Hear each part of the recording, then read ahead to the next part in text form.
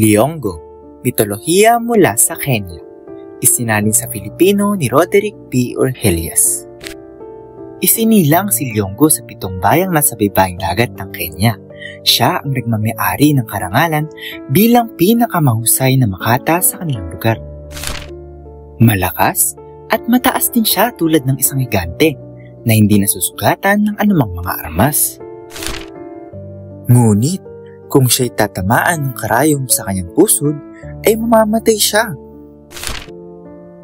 Tanging si Liyonggo at ang kanyang inang si Babwasyo ang nakaalam nito. Hari siya ng Ozi at Umwana sa Tana Delta at siya nga sa Fasa o Isla ng Pate.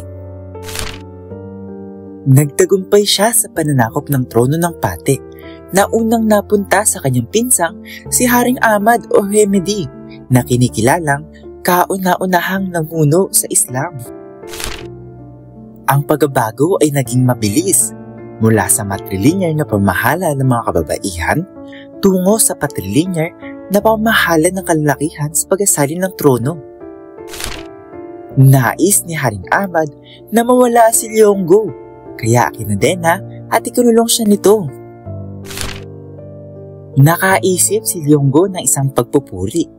Habang ang parirala o refrain nito ay inawit ng mga nasa labas ng bilangguan, bigla siyang nakahulagpo sa tanikala nang hindi nakikita ng bantay. Nang makita ito ng mga tao, tumigil sila sa pag-awit. Tumakas siya at nanirahan sa watwa, kasamang mga taong naninirahan sa kagubatan. Nagsanay siyang mabuti sa paghawak ng busog at palaso, at kinalaunan ay nanalo siya sa paligsahan sa pagpana. Ito pala'y pakanan ng hari upang siya'y madakip. Subalit, muli na naman siyang nakatakas.